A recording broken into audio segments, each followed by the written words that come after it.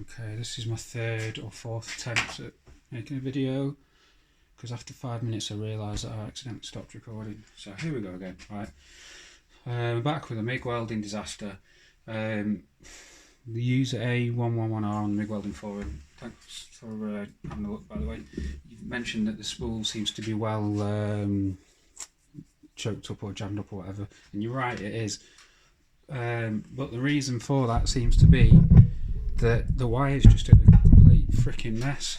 As I mentioned before, when I first mounted it, I just put it on and it just kind of went and just sort of spun back of its own accord, you know, from the spring tension of the wire. I think I started to feed the wire through, so obviously the wire was, you know, some friction here, and then the spring tension in the wire caused the spool to unravel a little bit. Tried to wind it back. I didn't pull it too tight or anything, but what seems to have happened is that I don't take this camera off and on the tripod, because this is what keeps somehow pausing the video, but I'm going to try it again.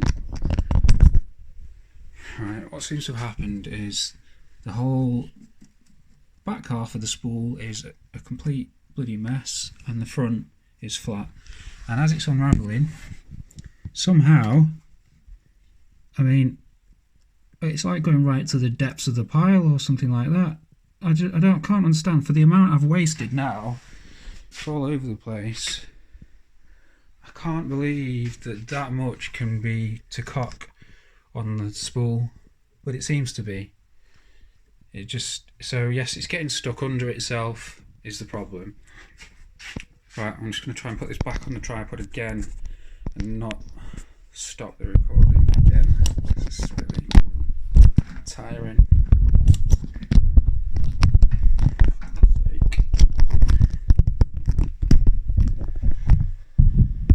Okay, right. Now you mentioned that you think the space should be at the back.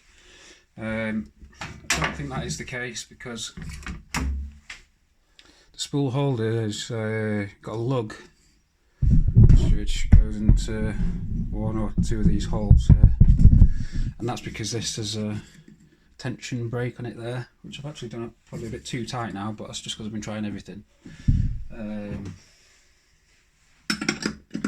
So there's just a bit of fabric on the other side of like a washer here that's under spring tension, and that means that this provides a friction brake, so it doesn't just overrun. The spool doesn't overrun.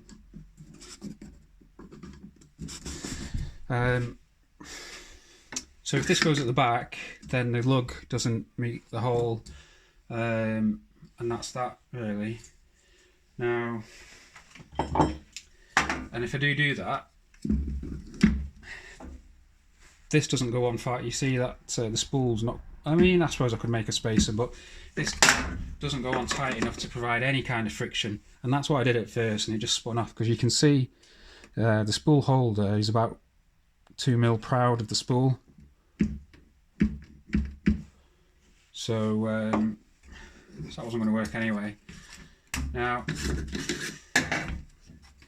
so obviously I need the lugs to line up. That's what it seems to be anyway. Just like that. But this does look bad though. It doesn't seem right to me. Now the manual for the welder, it gives you two options. It tells you to set it for a 100mm or 200mm spool, so that's a 4-inch spool, or an 8 or 12-inch spool. So mine isn't a 4-inch spool, and for the 4-inch spool you completely remove that thing I've just been showing you, that holder, and you take the spring brake off, and the spool's obviously got like a narrow, like a 10mm bore or whatever. Right, so mine's nothing like that obviously. Mine is this style, and the diameter suits a holder. You know, I need that kind of 2-inch, I've got that 2-inch bore, but they don't show anything for a half width spool. They only show about the diameters. In fact, that diagram there doesn't show the spacer at all.